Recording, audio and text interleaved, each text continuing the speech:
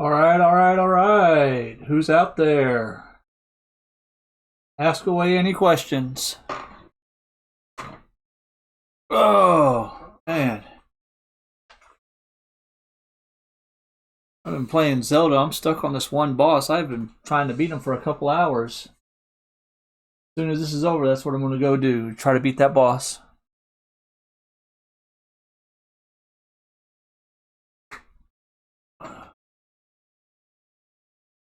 Went down to 0 concurrent viewers. Maybe just a really short video.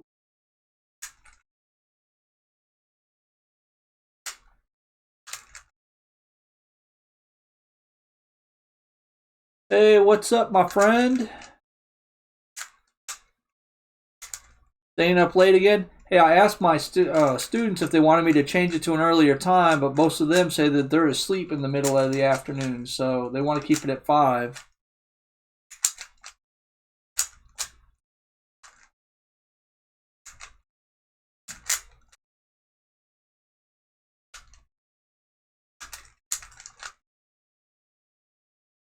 You have any questions for me? You just coming to hang out because you ain't got nothing better to do.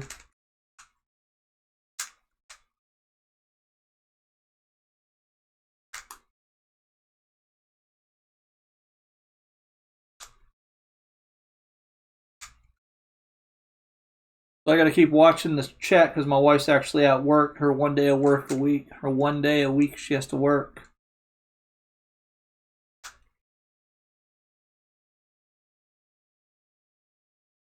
Nothing going on.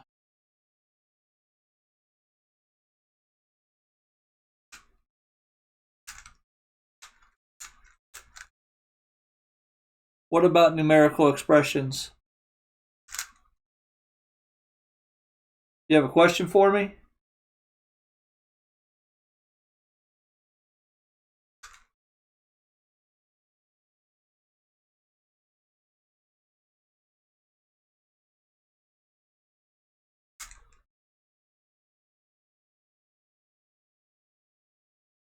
All right, cool. Let me pull up that email.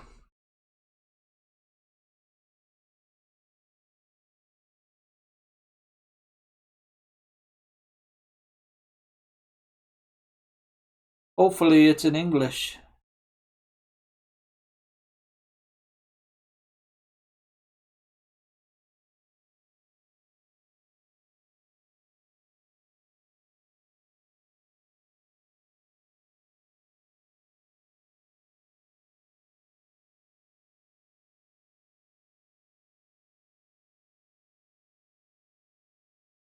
Is there an attachment to this?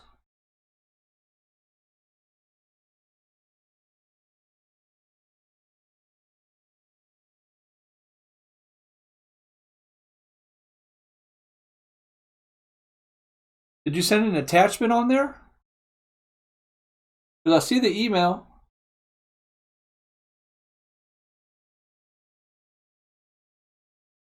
Maybe I'm just an idiot.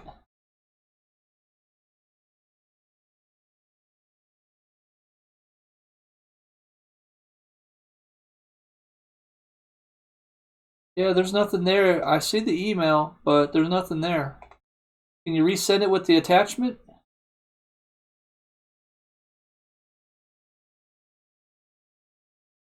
Yeah, if you take a pic of it, yeah, that's fine. Send a pic of it.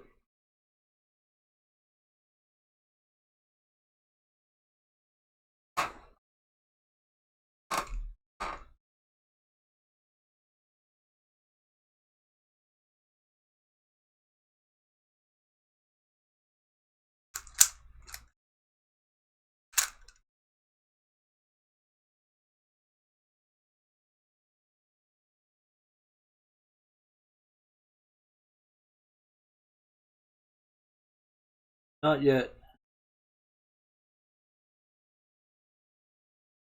Just waiting.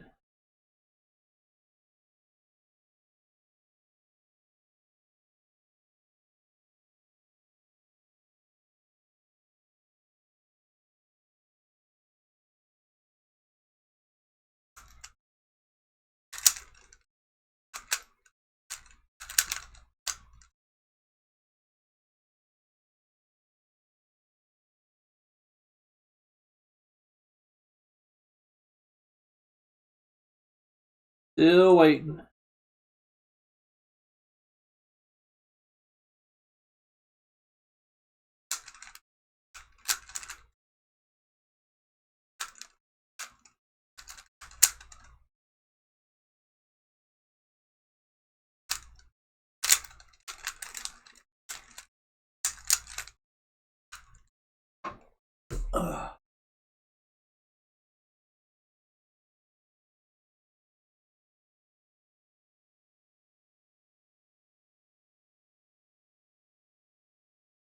And did you send that picture yet?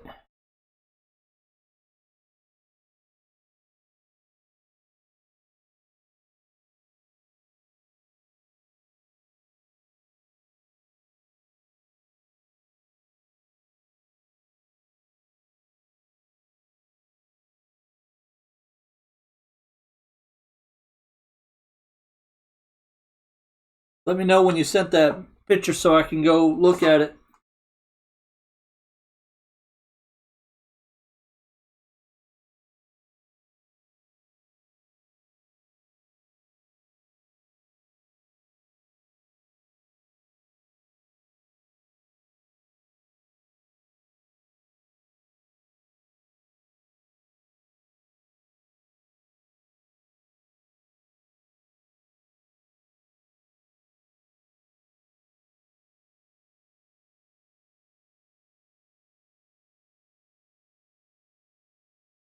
Oh, there we go.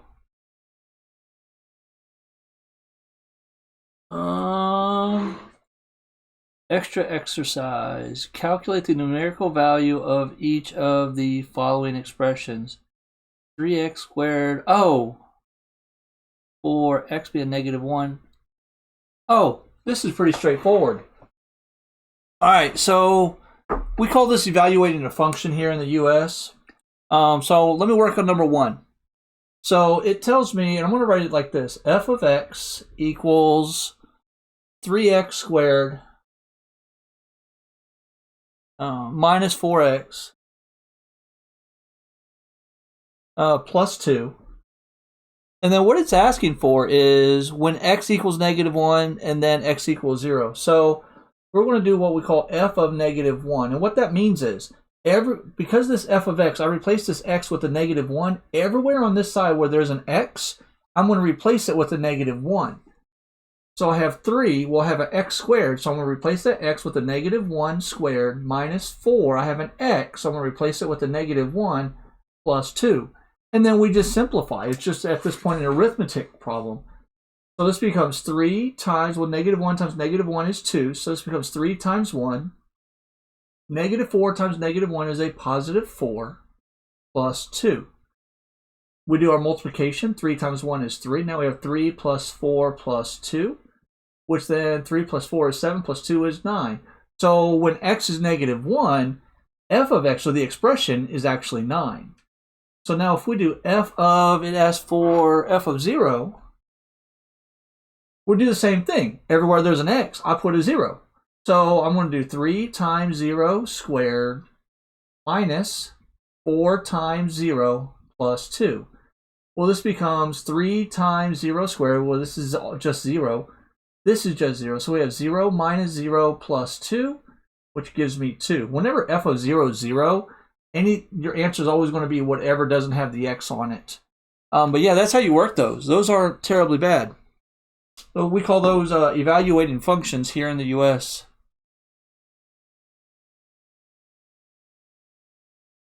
So hopefully that helps you out. Work the other ones the same way.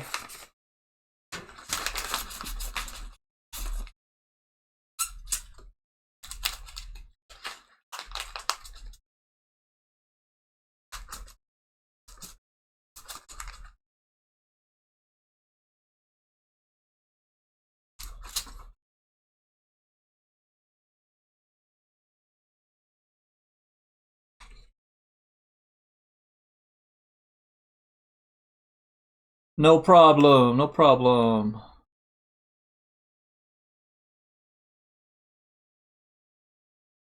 What else out there?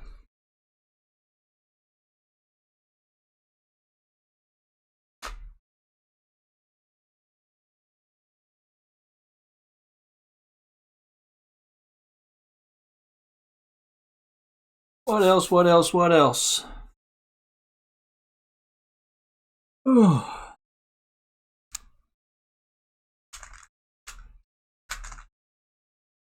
I spent 4 hours trying to beat a boss in Zelda today. I still ain't beat it. Every one hit and I die. So there's no margin of error early in the game. Oh, thank you. Math teachers, we have a tendency to overcomplicate things.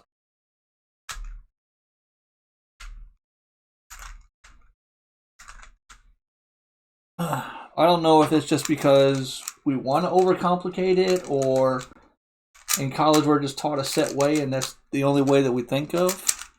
So, I don't know. I just haven't. A lot of people say that I have an easy way of explaining the math. Alright guys, what other questions do you have for me?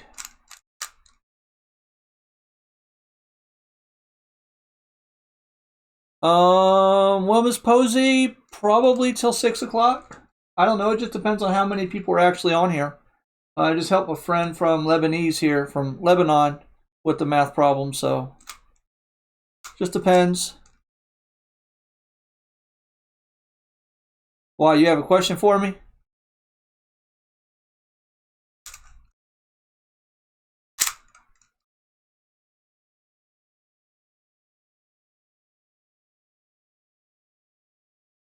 Oh, I gotcha.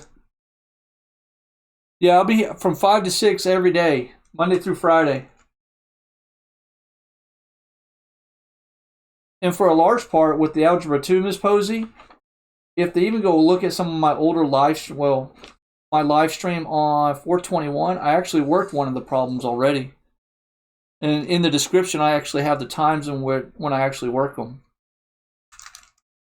and explain it.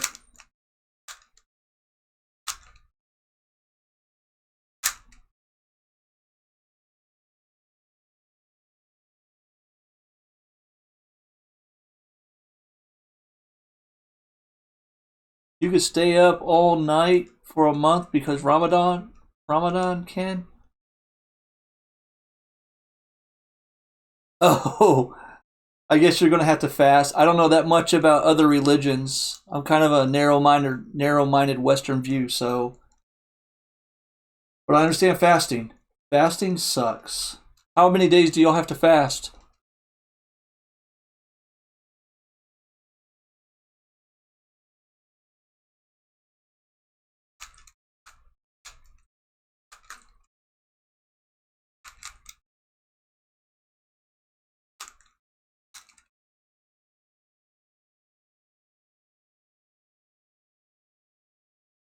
Fasting for 29 days? But it is great. I'm assuming there's some things you're allowed to eat while you're fasting. Because when I'm thinking fasting, I mean no eating at all.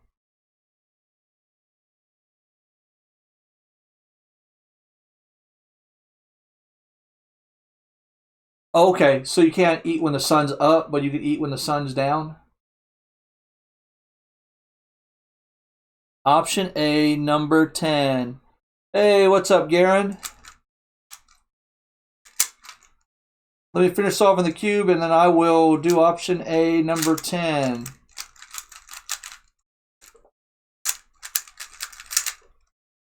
Just have a thing about leaving it unsolved.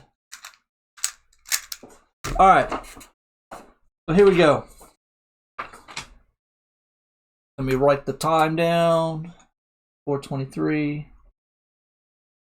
and 14:42.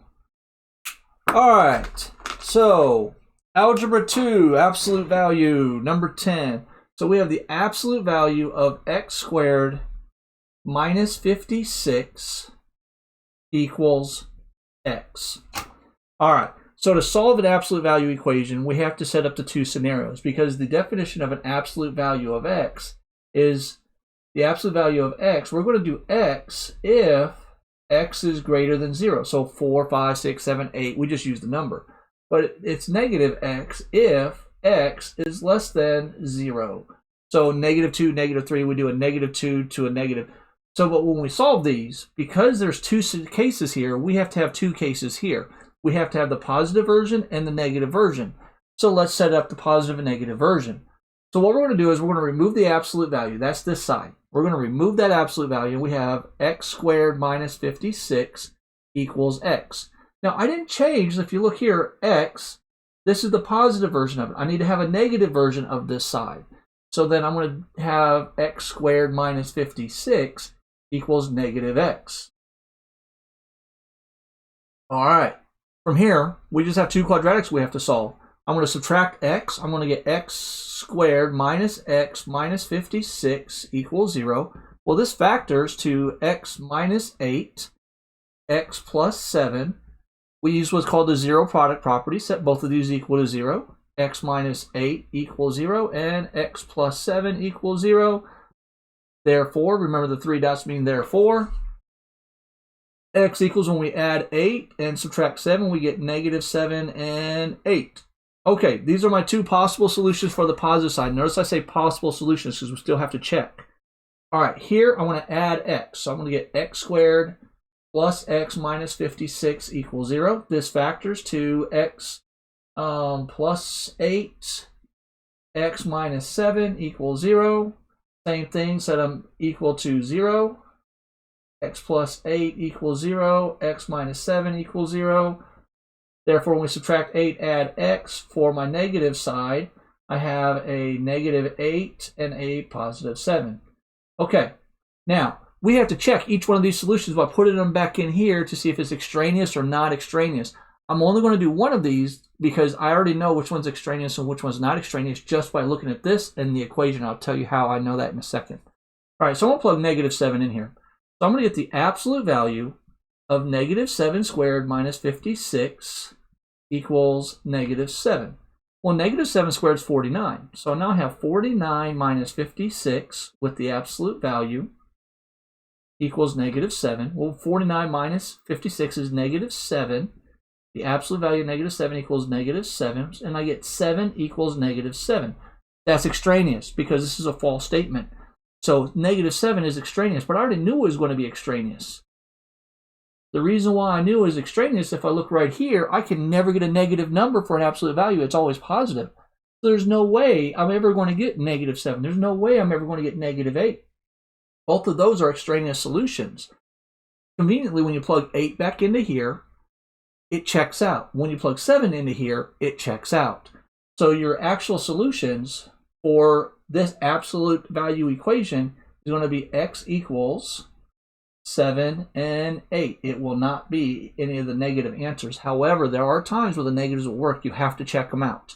If you get something that looks like this, it's an extraneous solution. If I put 7 in here, I would actually get 7 equals 7, and that means it's a solution.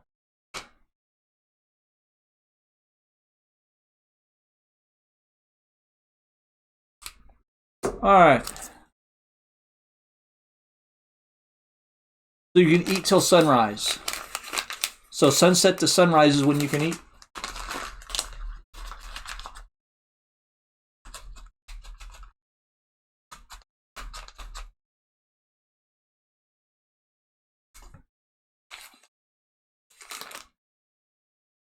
You like that problem, Miss Posey? It's a simple quadratic, but it's a beautiful problem.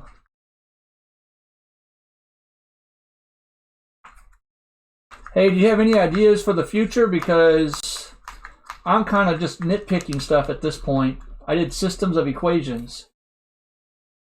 If you have any ideas, email me over. I'm just going to start randomly picking stuff to do for algebra too.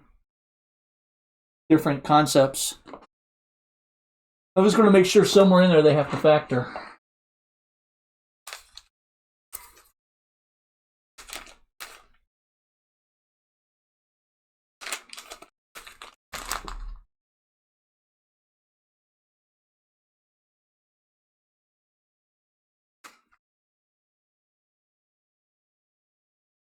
Oh, 20.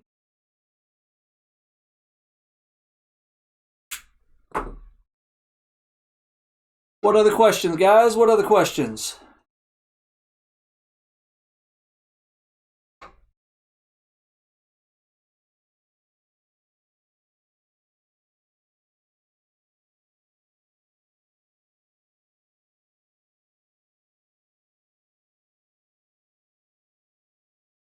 I mean, we could do that.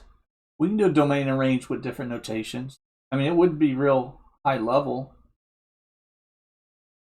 I guess we can do domain and range with a bunch of different things, from absolute value equations to rational functions. Anything that we've taught that we could do domain and range on. No, I didn't see the sunrise today. 5a from Pythagorean Theorem, please. All right. Let me find my Pythagorean Theorem. 5a. Beautiful. All right. And then, Garen, I'll do number 7 in a second, okay? So Pythagorean Theorem, 5a. This is on 423 at 2129. All right, so in this one, you have a circle.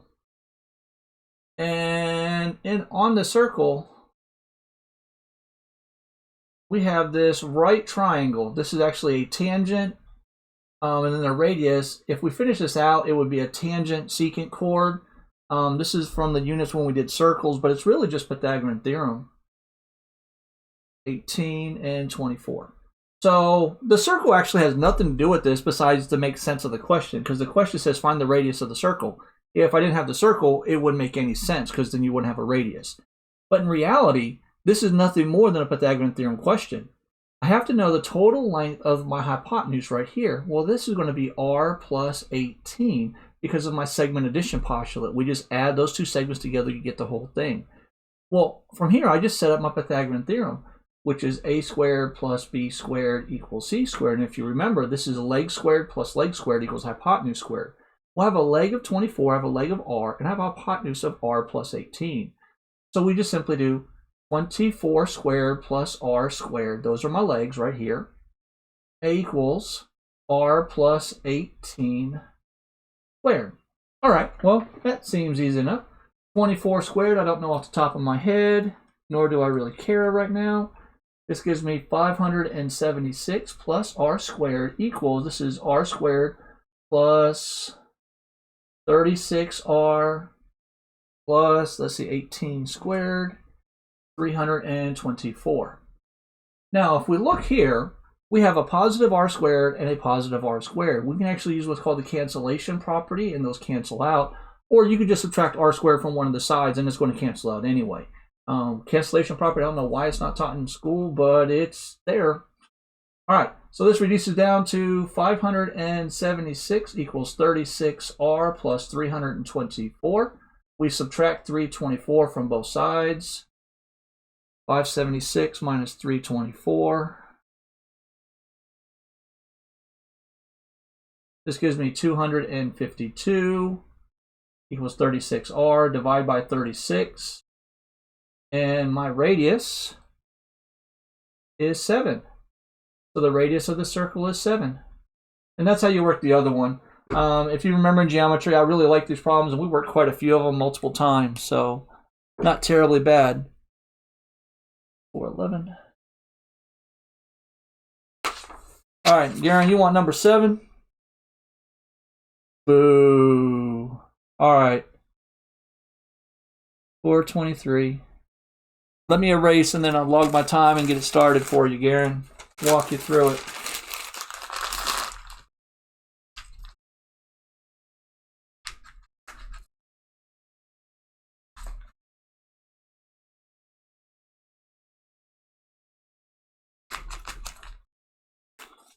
All right. It is at 24:24, 24:48. All right, number 7. We've got, let's change colors. We've got 9 to the absolute value of 2x plus 5 equals 67 minus 4x. That is an x. Oh, it looks a lot better on your side than it does on mine, I promise you that. All right, so to solve these absolute value equations, before we can set this up into 2 different equations, we need to have the absolute value isolated. I'm multiplying by 9. Okay.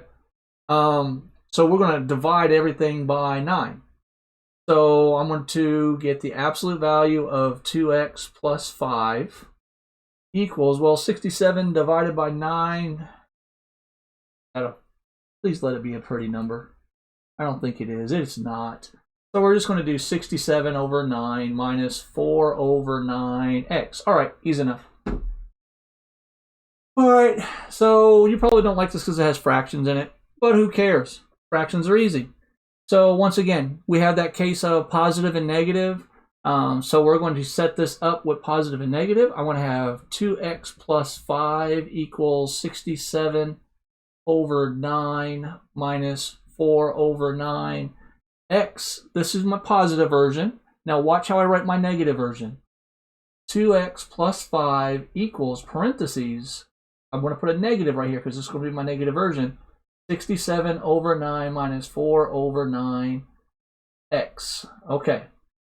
So let's solve this one first. First I'm going to do is I'll multiply the entire equation by 9 to make my life a whole lot easier to get rid of the fractions. So I'm going to scale the equation by 9, and I get 18x plus 45 equals 67 minus 4x. Easy enough. Now I don't have to deal with fractions anymore. I'm going to subtract. Let's add 4x to both sides. I've got 22x plus 45 equals 67. Subtract 45. I have 22x equals 22. Nice.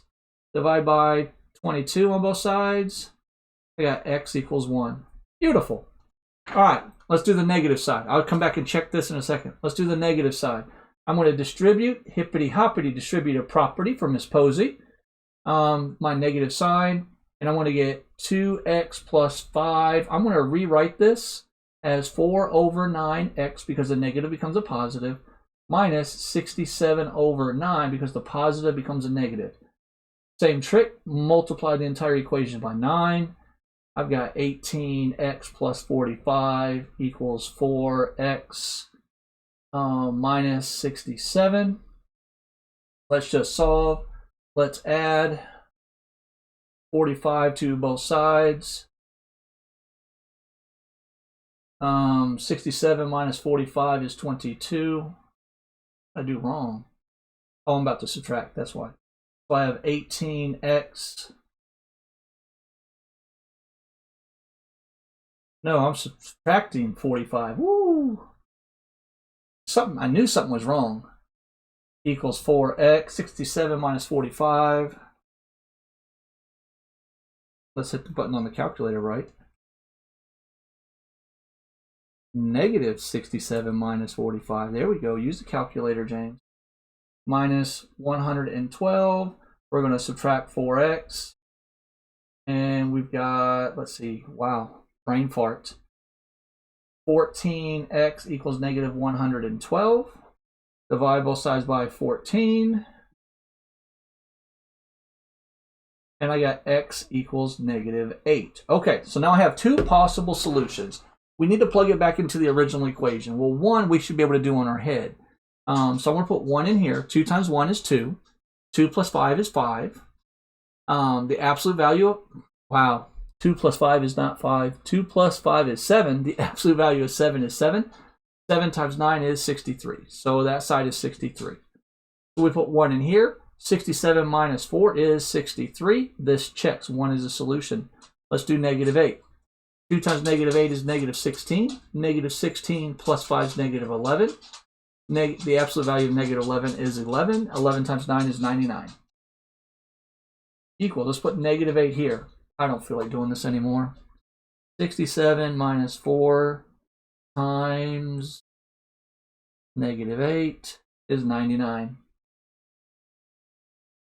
So they both check. So your solution for this, therefore, x is 1 and negative 8. You don't have to write them in ascending order. I normally do, but I didn't this time. Yeah, and I suppose I caught my mistake. I make mistakes all the time. Silly, silly, silly mistakes. All right, but yeah, in this case, we don't have any extraneous solutions, but you still have to check it because if this ends up being a negative, you can get an extraneous solution.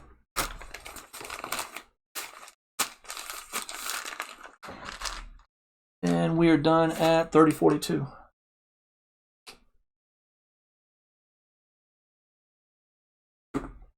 All right, what else? What else?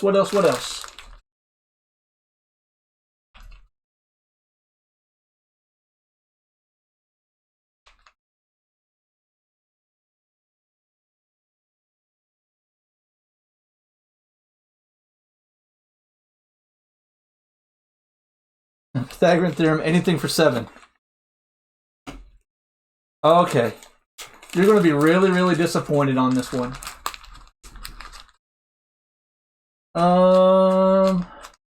Tell you what, I won't take it easy. Since you told me to pick it, I won't make my life easy. I'm going to do B because those are the smallest numbers.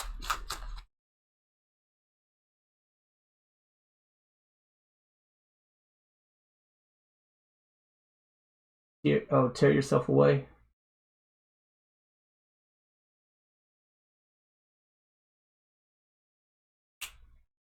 Because the reason why you're going to be disappointed, because this is super, super easy. All right, so let's see. Let me get this logged in so I know to put it in the notes. Guys, what I'm doing right now is I'm actually logging the times I'm working these problems, and I'm putting them in the descriptions. So if you have to go back and watch it, you can actually just click the time in the descriptions. All right, so here we go, 7B. 7B basically wants to know, is this a right triangle? And I tell you, you have a side of 5, 6, and 7. Well, this is called the converse of Pythagorean theorem. The way I taught it to my kids is we're still going to use Pythagorean theorem. A squared plus B squared equals C squared. But I tell my kids, if I give you 3 sides, just do it this way. You'll never mess it up. A is your smallest side, smallest number. B is your middle number. And C is your largest number. If you do it in that order, you will never mess it up. So I'm going to go 5, 6, 7. My smallest number is A, so I'm going to do 5 squared. My middle number, B, is 6, 6 squared, and that has to equal, my largest number is 7 squared. Well, this is 25 plus 36 equals 49. Add these up. I got 161 equals 49. Hey, look, 61 doesn't equal 49. It's not true. When you get to this point, it's a true-false math question. If it's true, it's a right triangle. If it's false, it's not a right triangle. That's it. That's all I ask you to do. So if you keep this in mind, A being the smallest number, B being the middle number, and C being your largest number, you just put them in that order in Pythagorean theorem. Look for a true-false question. If it's true, it's a right triangle. If it's false, it's not a right triangle. That's it. That's why I said you're going to be disappointed.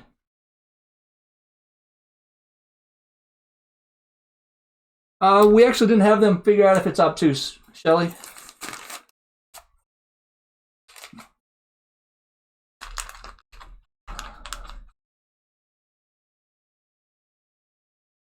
I think it is though, but I don't know. We didn't have them actually figured out on that page. So, all right. So Garen wants 9.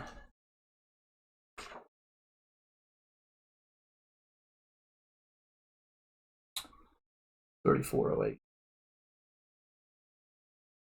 Wait, this one fixed it. All right, Garen. The absolute value of x squared minus 3 equals x plus 3. All right, so this is a blend of number 7 that I showed and number 10 that I showed. All right, so we know we have to have 2 cases, the positive and the negative. So I'm going to write the positive first. X squared minus 3 equals just x plus 3. The negative, pay attention to the way I write it, x minus 3 equals a negative times x plus 3. All right, positive case, because this side I just left alone, made it positive. Negative case, because this side I made negative. All right, from here, let's solve. Subtract x, subtract 3. And I want to get x squared minus x minus 6 equals 0. This should factor to x minus 3, x plus 2 equals 0. Set them both equal to 0. That's an x. Therefore, for the positive case, x could possibly equal 3 and negative 2. Okay. Now let's do over here. So we're going to do x squared minus 3 equals negative x minus 3. We're going to add x, add 3. Yeah, add x, add 3. So we've got x squared plus x. We're adding 3. So equals 0. That's easy enough because the 3's cancel out.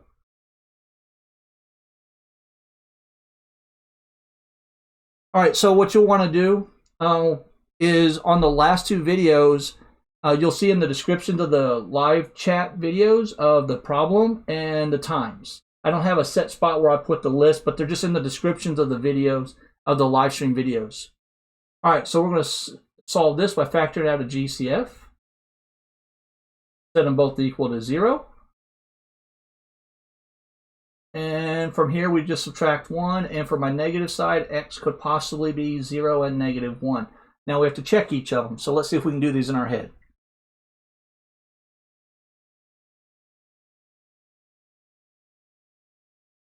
Okay. All right, so let's see. 3. 3 squared is 9. 9 minus 3 is 6. So I've got 6. 3 plus 3 is 6. 3 checks. Negative 2 squared is 4. 4 minus 3 is 1. The absolute value of 1 is 1. So I've got a 1.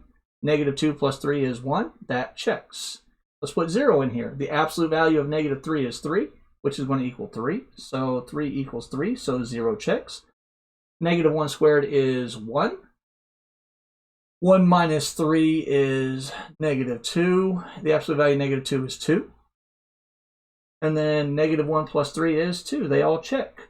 So my solution here, therefore, x equals, it is going to be negative 2, negative 1, 0, and 3. They all work out. You have 4 answers for this one. It's a great problem. Another one you have to factor, and even have to factor a GCF. All right. We're done with this one at 3744.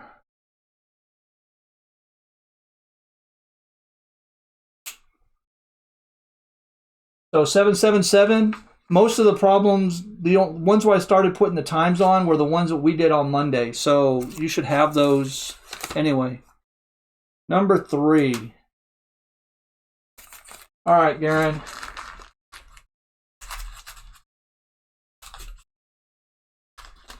You know, y'all been beating around the bush.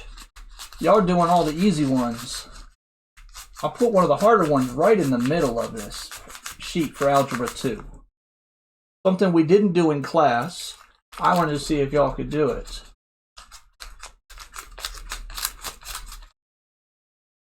These are the type of problems we did in class. All right, number 3. Number 3, number 3. You too, Posey. Talk to you later. So number 3, we're doing it at, let's see, 423 at 38. All right, we have 1/3 of the absolute value of x minus 9 plus 18 equals 21. Okay. So what we need to do, we need to isolate this absolute value. So everything on the absolute value side, move it to the other side. So I'm going to subtract 18 from both sides. And now I have 1/3 of the absolute value of x minus 9 equals 3. Because this is really dividing by 3, I'm going to multiply both sides by 3 to get rid of this 1/3. Really, I'm going to multiply by the reciprocal. And now I have the absolute value of x minus 9 equals, well, let's see, 3 times 3 is 9.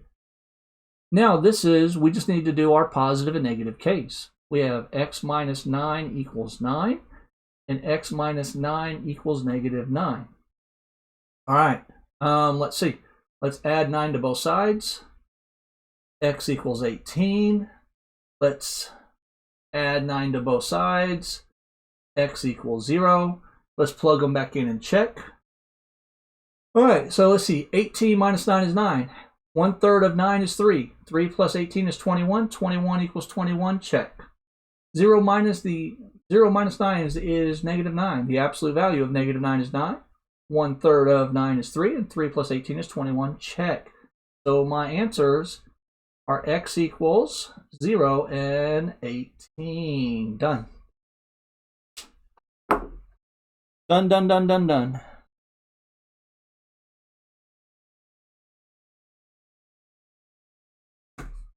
All right, what else? What else? What else?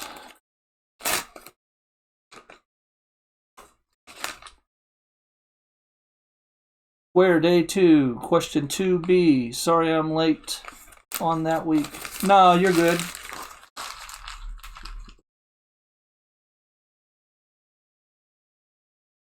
It's more important you get the work done and you have a fairly decent understanding of it than not doing the work at all. Okay, so let me go to squares.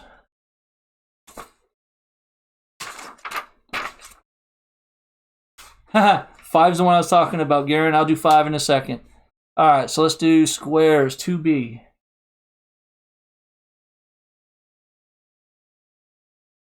Are we looking at the same one?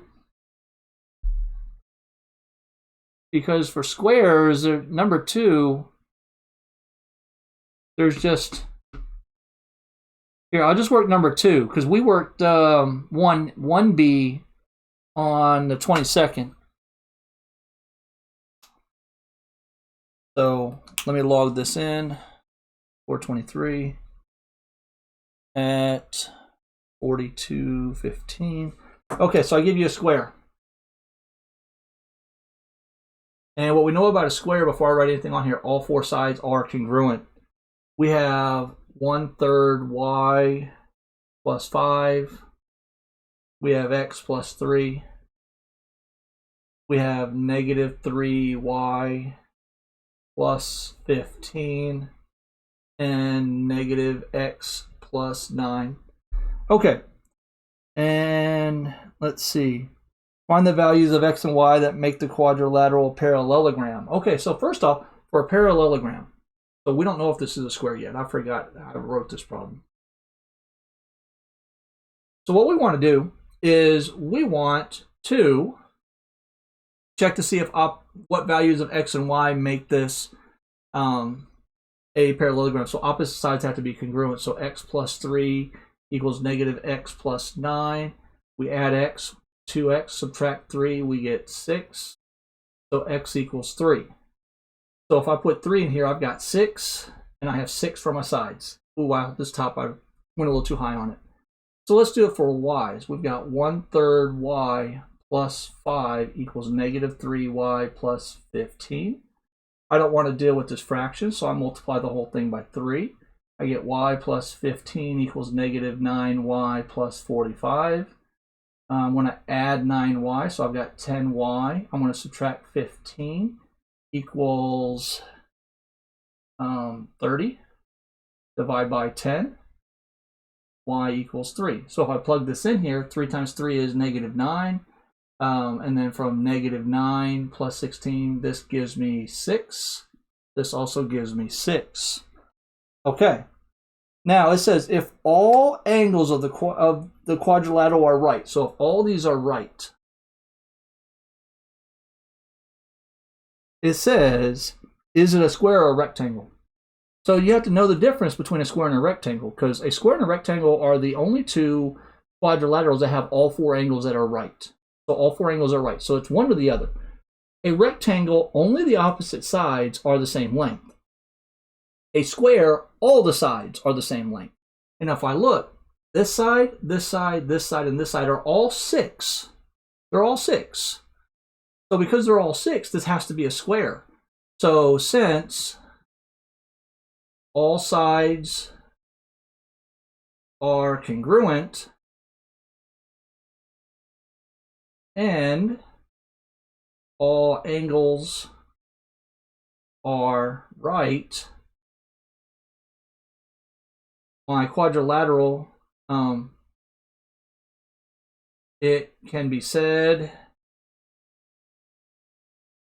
this is a square. Because to be a square, you have to have 4 right angles and all 4 sides have to be the same. So I just took each of these values of x, I plugged them back into the respective sides, found the length. Since they're all the same length, all the angles are 90 degrees, it's a square. All right.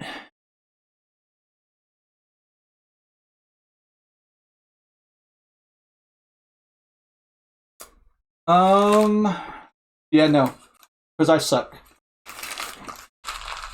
I suck at playing Zelda. If I can't beat this one boss, it's been taking me a couple hours to beat this one boss. I'm trying to get all the timing down of when I have to backflip and side flip, and trying to get all that down. Plus integrating all the different, I don't play a lot of video games, so integrating all the different buttons and everything else is giving me a hard time. All right, Garen, number 5.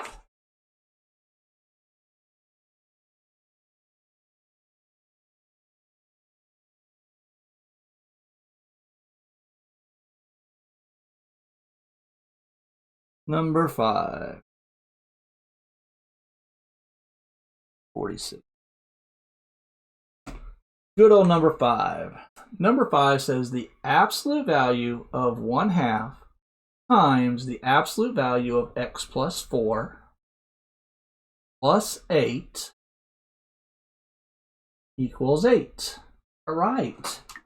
So these are actually nested absolute values. The reason why you use the word nested, that's more of a programming language versus math language, meaning that one is inside the other. It's a nest of them.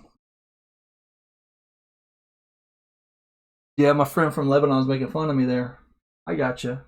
So first things first, let's solve the outside absolute value. I already have it set up where it's isolated, so we have to do the positive and negative case. So I have 1/2 to the absolute value of x plus 4 plus 8 equals 8. All right. Then I have 1/2 to the absolute value of x plus 4 plus 8 equals negative 8. So this is your positive version because I left the 8. Your negative version because I changed it to a negative 8.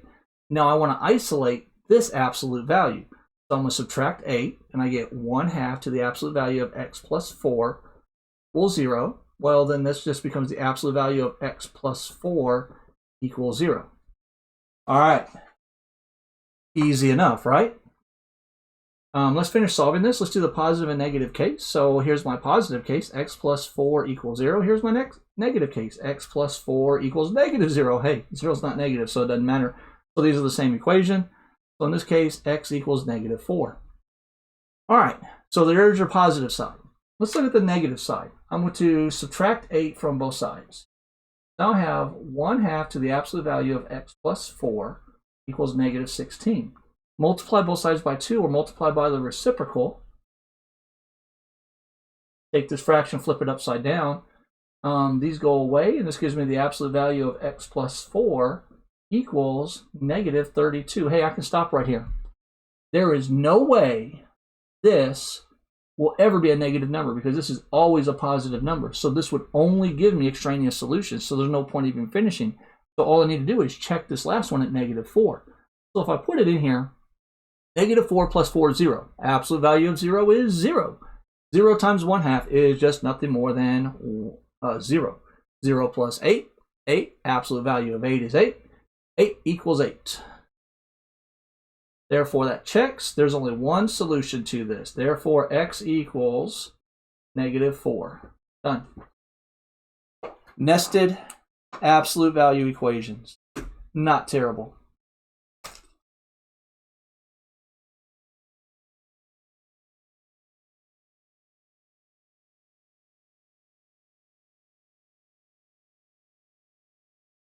Okay, at least you got question 2 right.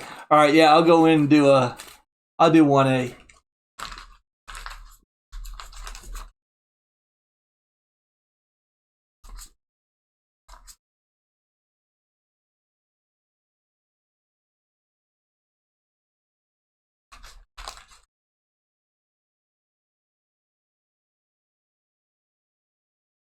Number 8. Garen, you trying to get me to work all these? Already worked half of them. All right. So let's do this. Point A is negative 4, comma 2. B is 0, 3. C is 1, negative 1. And D is negative 3, negative 2. All right.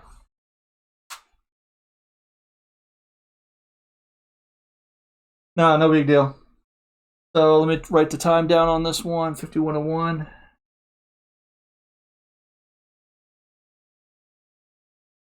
Okay, so let's do a rough sketch. So negative 4, 2. This is A. 0, 3. That could be B. 1, negative 1. That could be C. And negative 3, negative 2. This could be D. All right, so let's see. This wants to know if it's a square, a rhombus, or a rectangle. So what I'm going to do is I'm going to use my distance formula. Distance equals my x sub 2 plus, minus x sub 1 squared plus y sub 2 minus y sub 1 squared. And you take the square root of the whole thing. And I need to find each of these. AB. I need to find AB. I need to find DC. I need to find AD. And I need to find BC. And I'm going to be looking for something very specific. Something very, very specific. All right. So let's do this. So AB. So we're going to do 3. Let's do 0 minus a negative 4. 0 minus a negative 4 squared plus 3 minus 2 squared. Take the square root of it. This becomes 4 squared, which gives me 16 plus 1. Take the square root, which gives me the square root of 17. Okay. So I'm not going to break that down any further than that. What I'm looking for here is if I get the square root of 17 for DC, AD, and BC, then it's either going to be a square or a rhombus. If I get anything other than that, more than likely it's going to be a rectangle. And if you notice the way I wrote this, ABDC, ABDC are opposite sides. So if DC is not even the square root of 17, then it's not even a parallelogram. So it could be a trapezoid or something along those lines, but I'm sure it's going to work out. So let's do DC.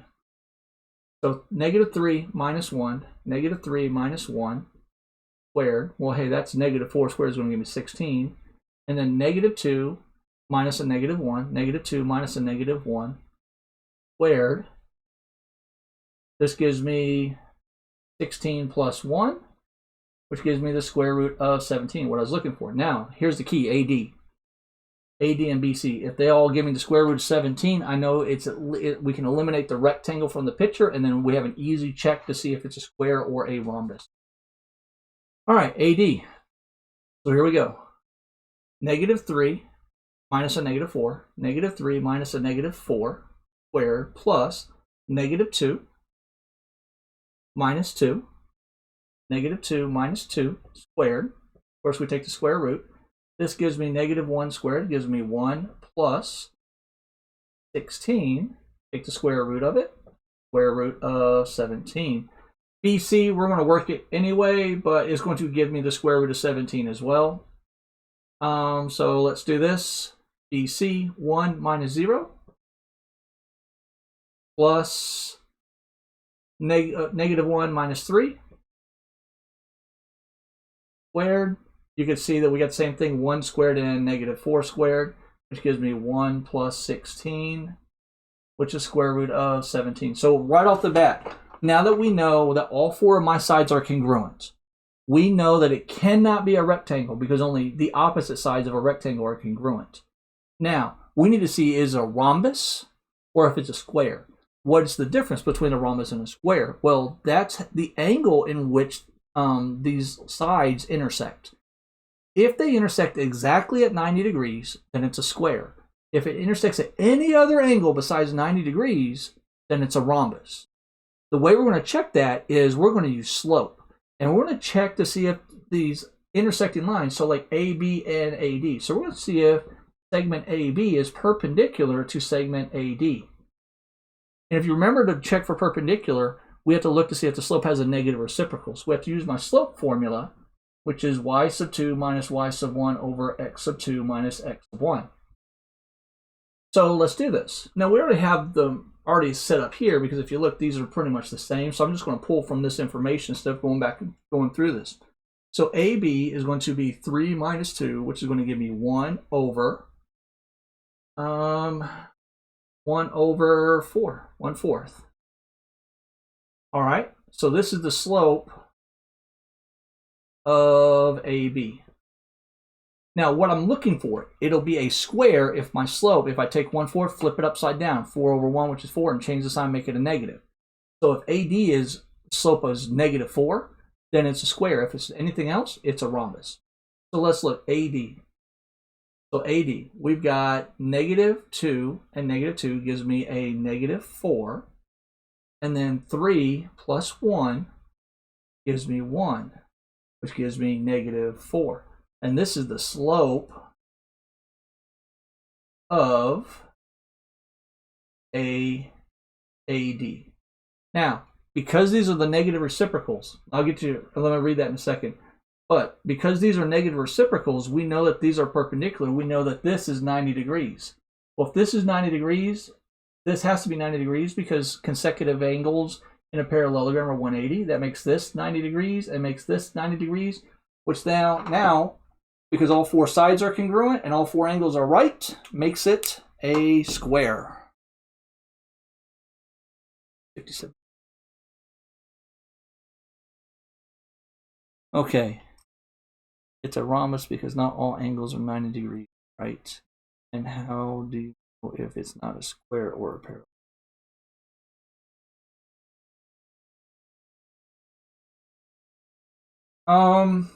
It's actually a square.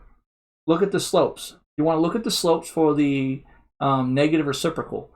So if we take 1/4 and flip it upside down, we get 4/1. If we change it from positive to negative, we get -4/1, which is -4. That tells me that they intersect at 90 degrees. That's the only way that I can figure out the angles. Now, as far as how to know it's not a square or a parallelogram, well, first off, if it's not a parallelogram, it can't be a square because a square is a parallelogram. It's a special parallelogram. So with the parallelogram, if the opposite sides are congruent, both sides are parallelograms. You have to go back to the parallelogram test, which was the week before. There's, I think, 5 or 6 different ways you could test for if it's a parallelogram. And then, really, if these are going to be parallelograms, you have to go back to look at your test for parallelograms. The only way to tell if it's going to be a square or a rhombus is by checking the slope. If it's not a negative reciprocal, it's a rhombus. If it's a negative reciprocal, it's a square. Hopefully that helps you.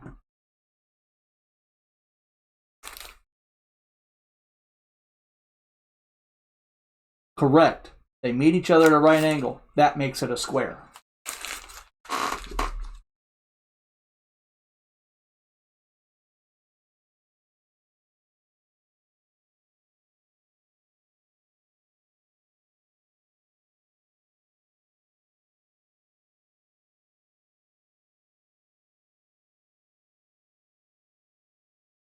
What other questions?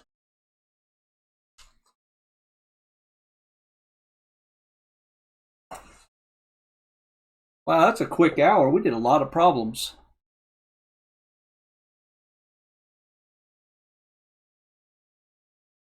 Aaron, you want 8?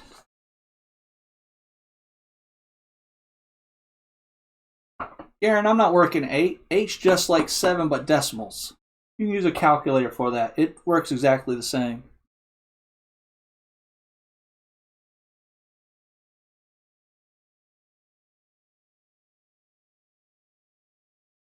We just did square 1a. No, scratch that. Okay, cool. Fine, Garen. So I'll do 8 and then 7, 7, 7. I'll let you. I know we're past 1 hour, but it's okay. All right, number 8. We're 1 hour, 30 seconds.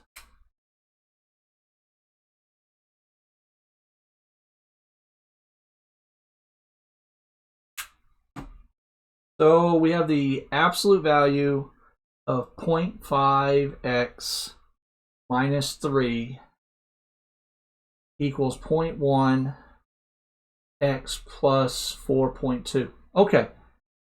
Same thing. Positive, negative cases. So we get 0.5 x minus 3 equals 0.1 x plus 4.2. This is my positive. And then 0.5 x minus 3 equals 0.1 x, parentheses around it, plus 4.2. I'm going to put the negative here because I didn't have enough time to write it here. And we have to distribute it. So now here, I'm going to show you a trick. I don't want to deal with decimals. Everything's in the tens place. I can multiply it by 10, and I get 5x minus 30 equals x plus 42. It's a whole lot easier to solve. I can add 30 to both sides, and I get 5x equals x plus 72. I can subtract x, and I get 4x equals 72. Divide by 4, x equals, what is that? 1.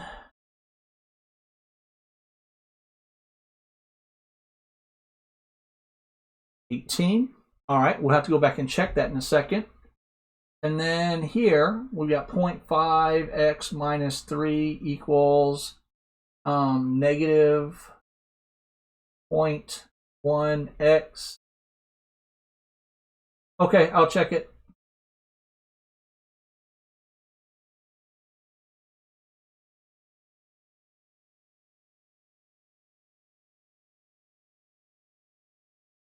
All right, cool.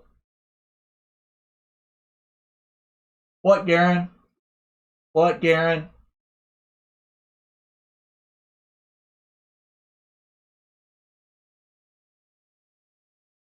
I know it's 4.2, and then I multiplied it by 10. 4.2 times 10 is 42. So I took this 10 and I multiplied everything by it to get rid of the decimal. I know that. I did that to get rid of the decimal. Okay, so negative 4.2. Same trick. Multiply by 10 to get rid of the decimal. I get 5x minus 30 equals negative x minus 42. This way I got to deal with decimals. It makes my life easier. We're going to add 30 to both sides. 5x equals negative x minus 12. Add x to both sides. I have 6x equals negative 12. Therefore, x equals negative 2 when you divide by 6. Now, we just plug these in. So let's see. Half of 18 is 9. 9 minus 3 is 6. The absolute value of 6 is 6, so I have to have 6. This becomes 1.8 plus 4.2, which is 6. So this checks. Put negative 2 in here. I've got, let's see, half of negative 2 is negative 0.5. Negative 0.5 minus 3. I'm sorry. Half of negative 2 is negative 1. Negative 1 minus 3 is negative 4. Absolute value of 4 is 4. And I'll put 2 here. This gives me a negative 0.2, which gives me 4. So it checks. Therefore, x is negative 2 and 18. So, Garen, I don't know if you ever saw that trick. If everything's in the tens place, just multiply by 10 so I get integers, which are much easier to deal with. I like scaling the equation. Makes my life so much easier. So it's at 104.35.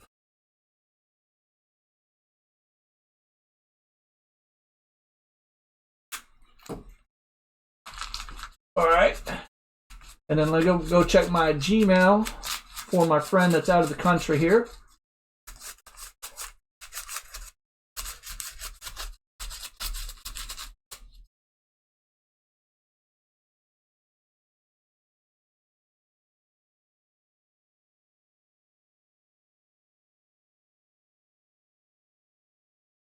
It's loading. Give me a second.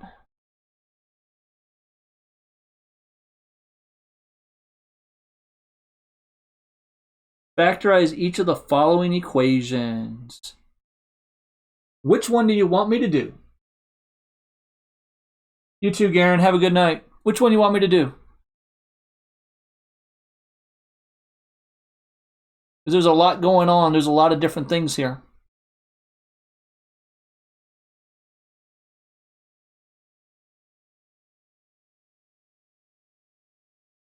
Number 9. Number 9. Number 9. Cool. Cool, cool, cool. Okay.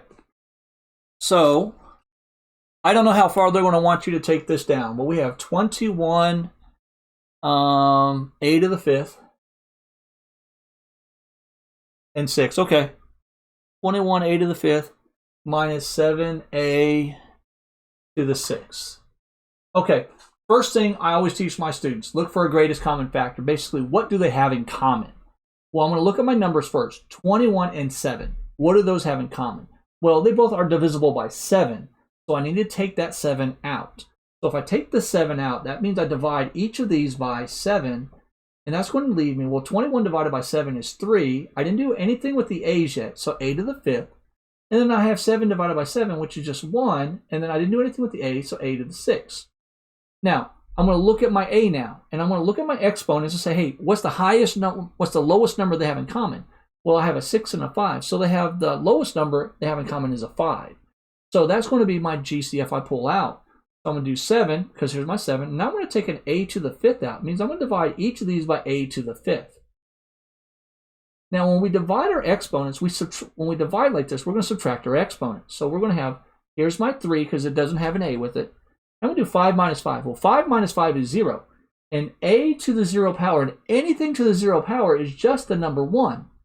So a to the 5th over a to the 5th becomes 1 minus, well, I don't need to write this 1 because 1 times anything is just 1. We do 6 minus 5. Well, 6 minus 5 is 1. We get a to the 1st. Now, all we have to do is clean this up. We have my 7a to the 5th. And then we do 3 times 1, which is 3, minus, well, we don't write a to the 1st. We just write it as a, and you're done. You don't have to go through every one of these steps. If you see 7a to the 5th is the greatest common factor, you can jump from the first step right to this. That's what a lot of my students eventually get to. So hopefully that helps you out on how to do a GCF.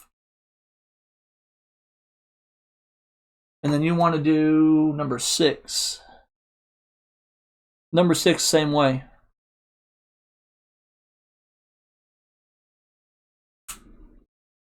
So let me erase and do number 6.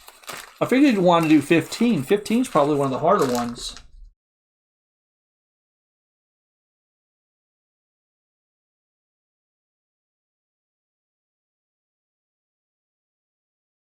All right, 6. 4x to the 5th minus x to the 7th. All right, same idea. Let's look at the numbers, 4 and 1. They're both divisible by 1. That doesn't help me. Let's look at my x's. Look at the lowest exponent, the lowest number up here. Well, the lowest number is 5. So my greatest common factor is going to be x to the 5th because that's the lowest exponent. I divide each of these by x to the 5th.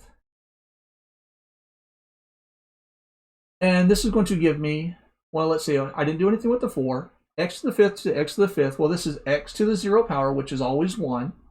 So 4 times 1. And then we do 7 minus 5, which is minus x squared. All right. Because 7 minus 5 is 2. So I'm just subtracting my exponents to get my new exponent. Well, let's clean this up. We have x to the 5th, and this becomes 4 minus x squared. Hey, this is a thing called the difference of two squares. The difference of two squares is a special factor which has a pattern of a squared minus b squared equals a plus b and a minus b.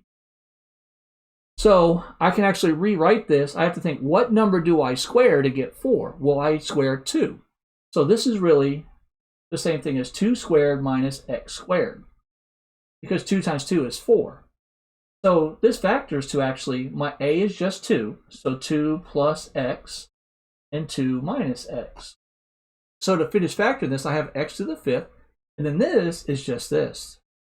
2 plus x, and then 2 minus x, and you're fully factored. Factoring is a huge, huge, huge thing. Huge thing. I don't know if you were listening on the stream, if you were there, I was actually talking with one of the Algebra 2 teachers I work with, and I make it a point to have my Algebra 2 kids factor everything. I think you saw that when I was working some of my Algebra 2 problems. They actually had to factor some of those problems. You want me to work any of these other ones? Because factoring is a huge thing. You've got to know how to factor in math, or the higher up you get, you won't be able to do anything.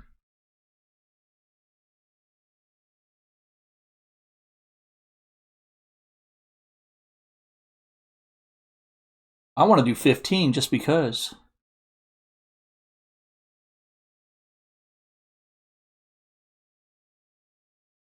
(15ax minus 10ab plus 25bx et).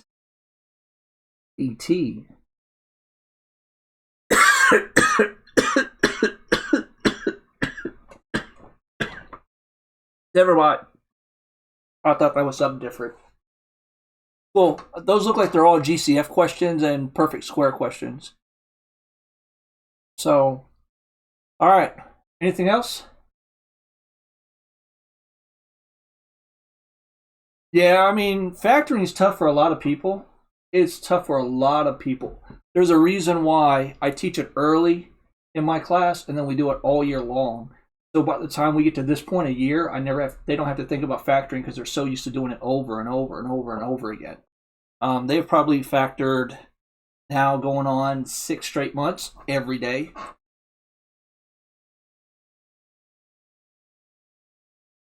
All right, I'm going to go ahead and shut the stream down. I'll be back up at 5 o'clock tomorrow. If you need anything, I'll be back up at 5 o'clock. See you then.